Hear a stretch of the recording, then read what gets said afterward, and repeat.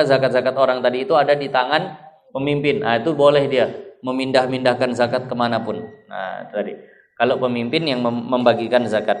Nah, baik zakat itu zakat harta atau zakat badan, zakat fitrah lah maksudnya. Min mahallin wujubiha ila mahallin akhar, tak boleh dipindahkan kalau kita yang membagikan zakat dari tempat wajibnya ke tempat lain. Kalau di situ ada mustahik. Nah, tadi kalau nggak ada mustahik berarti boleh. Nah, wal muradu binaqliha ayyu'ta minha ma lam yakun fi mahalliha.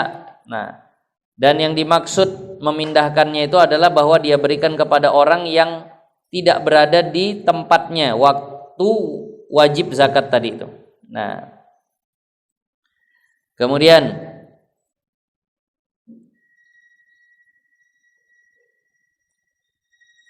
wal muradu bi mahalli wujubiha, yang dimaksud tempat wajib itu apa? Kalau zakatnya zakat mal berarti di mana haul itu terjadi, disitulah wajib zakatnya dia.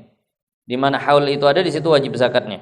Kalau zakatnya zakat fitrah berarti tenggelamnya gharabati syamsu akhiri yaumin min Ramadan, di mana tenggelam matahari terakhir, di situ dia. Wala farqa fil mahalli baina ayyakuna bahron au barron, tak beda mau laut ataupun daratan. Di tengah laut akhir Ramadan, di situ terbenam matahari, di situ wajib zakat dia. Kepada siapa? Kepada anak buah kapal situ lah kalau ada.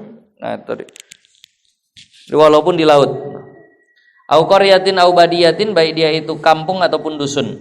Nah, memindahkan zakat yang tak boleh itu ukurannya seberapa? Memindahkan zakat yang tak boleh itu seukuran seberapa?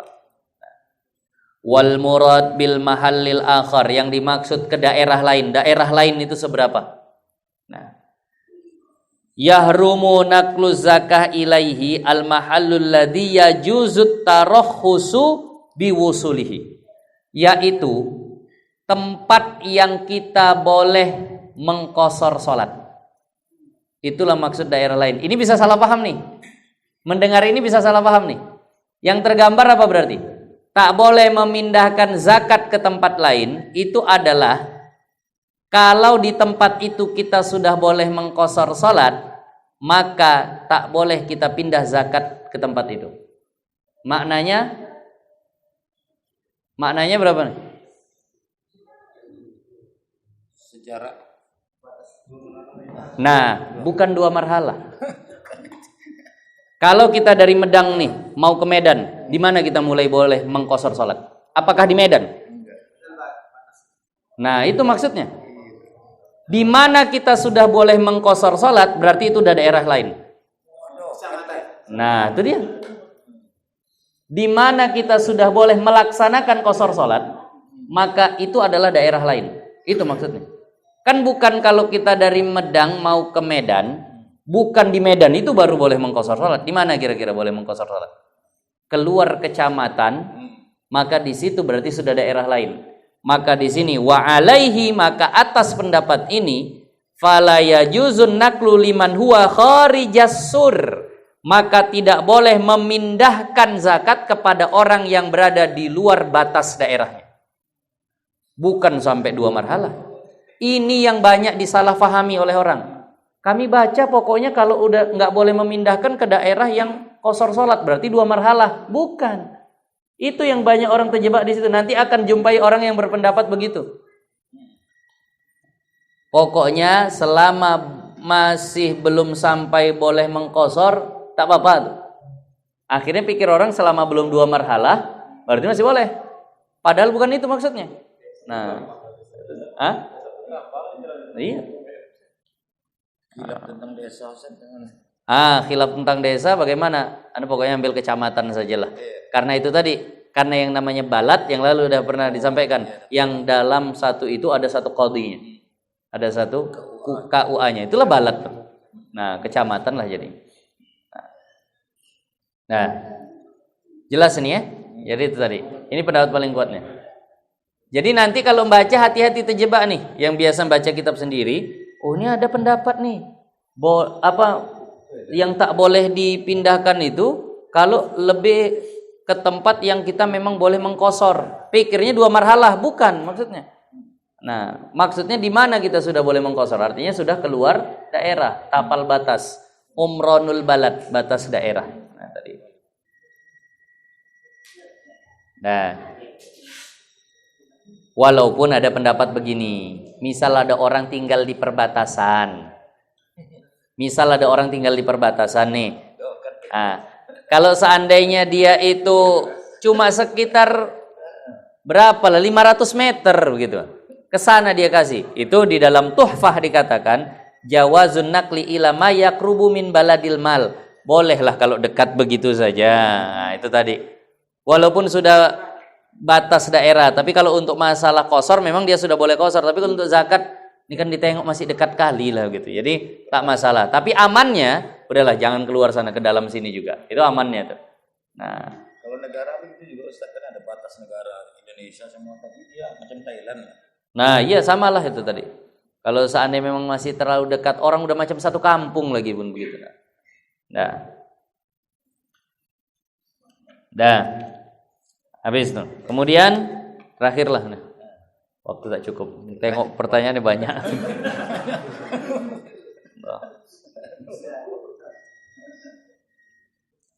Tapi ada satu pendapat ini. Ini misal. Misal kita sudah terdesak betul. Nuqila ani bani Ujail, diriwayatkan dinukil dari Al-Imam Ibnu Ujail. Imam Ibnu Ujail ulama mazhab Syafi'i. Annahu qala, beliau berkata, salasu masaila fi zakati, ada 3 permasalahan tentang zakat, yufta bihinna bi khilafil madhab, yang difatwakan oleh ulama-ulama madhab Syafi'i tapi tidak mengikut pendapat yang paling kuat dalam madhab Syafi'i. Ini 3 masalah ini sebenarnya madhab Syafi'i bilang itu tak boleh, tapi tetap difatwakan adalah boleh saja. Apa saja itu? Tentang nakluz zakah, memindahkan zakat. Jadi kalau tetap ada yang misalnya mau memberi kepada sepupunya yang ada mungkin di daerah Indrapura, atau ada yang mau memberi kepada keponakannya mungkin yang ada di kisaran, misal ikut pendapat Imam Ibnu Ujail, dah tak masalah. Berlawanan mazhab. Walaupun berlawanan mazhab, tapi ulama Syafi'i mengatakan tak masalah. Nah, wadaf'uha ila sinfin wahidin. Yang kedua, dalam mazhab Syafi'i kalau membayarkan zakat wajib merata seluruh asnaf itu dah dapat. Tapi kata Imam Ibnu Ujail, ulama katakan tak masalah diberikan kepada satu asnaf saja. Misal di situ ada mu'alaf, di situ ada gharim, di situ ada fakir. Itu seharusnya semuanya rata. Tapi dia hanya beri kepada fakir miskin saja. Nah, beberapa orang atau semuanya itu hanya ngasih kepada fakir, gharim tak dapat, mu'alaf tak dapat. Ini bagaimana menurut Imam Ibnu Ujail? Tak masalah. Karena itu memang pendapat lemah tapi difatwakan. Yang berikutnya wadaf'u zakati wahidin ila wahidin, dan memberikan satu zakat seseorang kepada seseorang, artinya langsung kepada satu orang saja, tidak diratakan kepada seluruh orang yang ada. Misal ada orang punya zakat mal, emasnya banyak, kalau dihitung zakatnya itu sampailah 100 juta, itu zakatnya aja. Itu kalau menurut madhab Syafi'i 100 juta itu nggak boleh diserahkan ke satu orang. Yang paling kuat ratakanlah tuh 100 juta itu dapat berapa orang. Tapi menurut Imam Ibnu Ujail kalau diserahkan kepada satu orang itu boleh.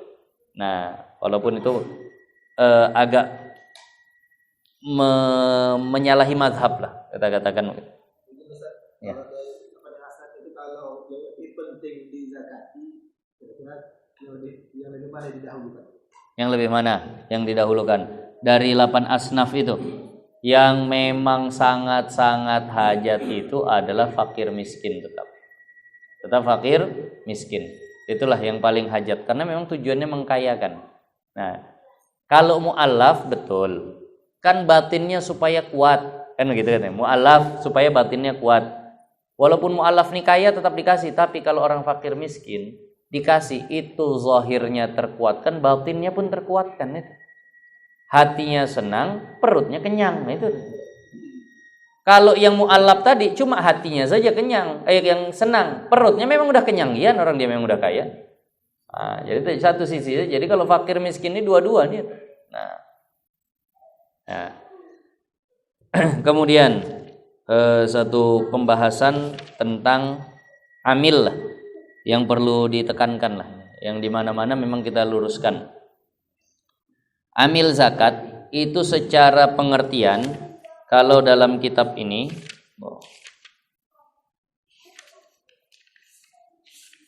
masalah asnaf. Nah, amil itu siapa? Manis ta'malahul imam ala zakawat.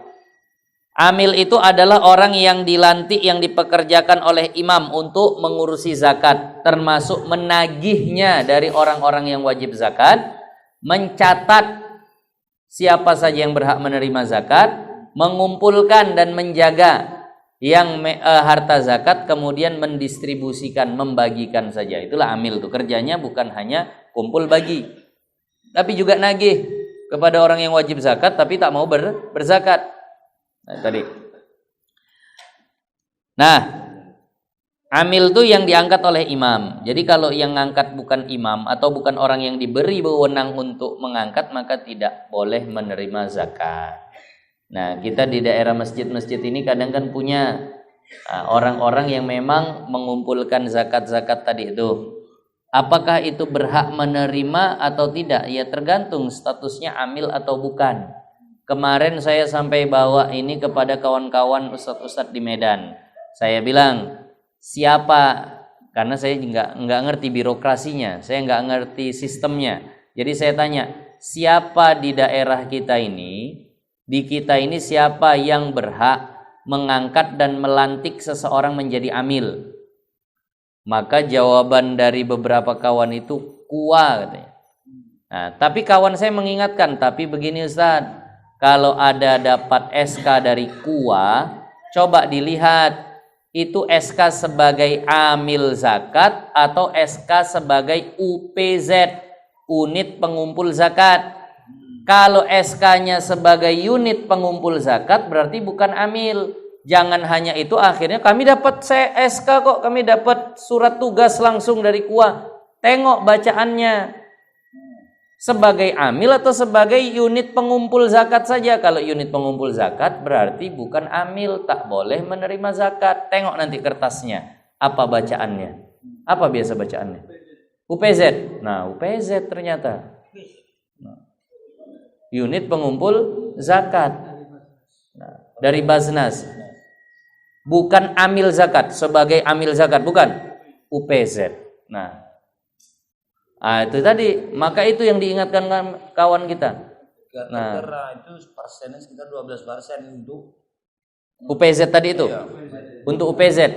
Nah, kalau begini tanya lagi lah ke gua. Ini ditegaskan lagi lah nanti dari Baznas. UPZ ini amil atau bukan? Kadang begini, mohon maaf, bukan kita, banyak juga orang-orang di atas sana tak mengaji sampai ke bab segitu. Itu tadi. Nah, jadi ada kawan bilang begitu. Saya tanya, saya nggak ngerti istilahnya. Yang berhak menerima itu UPZ atau amil? Amil katanya. Kalau UPZ, ya UPZ pengumpul saja dia. Nah, maka nanti cobalah dirujuk. Saya sistem tak paham betul. Coba tanya ke Baznas, ini SK ini pengangkat sebagai amil atau sebagai pengumpul saja? Karena UPZ ini unit pengumpul zakat. Kalau amil, kira-kira apakah kami jadi amil dengan ini? Kalau memang amil, kami pingin tertulis di situ sebagai amil, bilang. Jangan UPZ. Nah, dibuat begitu. Karena memang tulisannya amil. Jadi kalau memang mau nerima, bilang, tolong SK-nya dibagusin lah. Bacaannya jangan bahwa nama-nama di bawah ini sebagai UPZ. Jangan. Nama-nama di bawah ini sebagai amil. Memang dilantik jadi amil lah. Nah, itu tadi. Nah, fayu'ta minha walau kana ghaniyan in farraqahal imam. Nah, maka diberikanlah kepadanya walaupun kaya, kalau yang membagikannya imam. Walam yaj'al lahu ujratan min baitil mal. Nah, dan diberi dan dia itu tidak punya upah khusus dari baitul mal. Kalau udah punya upah khusus dari baitul mal, maka tidak lagi berhak mendapatkan.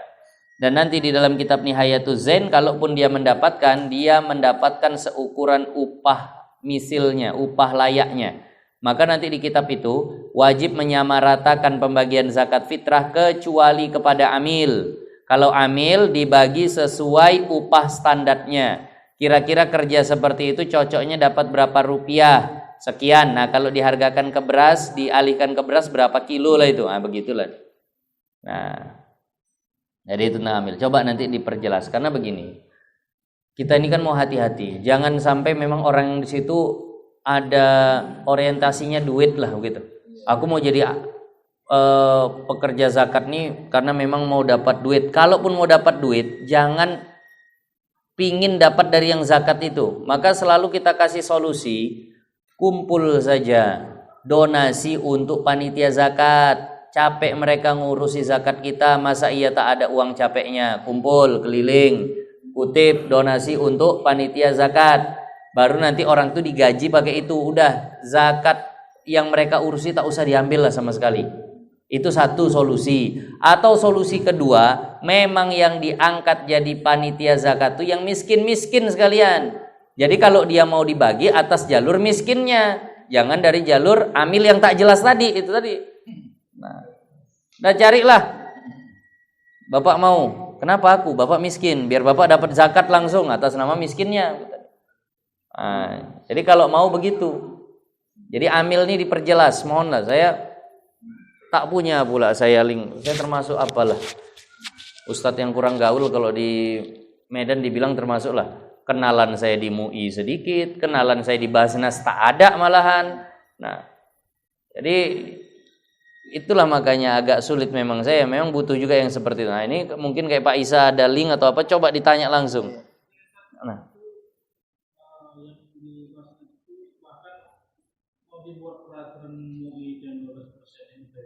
Nah jadi begini, coba jangan UPZ lah, biar tenang kita. Buat aja langsung ganti amil gitu. Kalau memang mereka yang berhak, langsung aja bahasanya amil gitu. Nah, tenang, karena UPZ ini pengumpul zakat, bukan amil zakat. Nah, makanya coba bisa nggak langsung dibuat jadi amil saja. Ini dirubah aja bahasanya biar agak lebih tenang. Karena kalau UPZ ini apa memang jadi amil atau bagaimana? Cobalah memang sistemnya atau bahasanya itu diperjelas. Nah, kalau masih abu-abu begitu, saran saya, karena ini zakatnya ini, zakat ini berkaitan dengan sah atau tidaknya ibadah orang. Tadi zakat ini berkaitan dengan sah atau tidaknya ibadah orang. Maka itu tadi layaknya ngurusin ini memang lillahi ta'ala lah. Tak ada lah yang mengambil itu, memang mau cari pahala saja, membantu orang. Nah, itulah insyaallah pembahasan tentang zakat fitrah.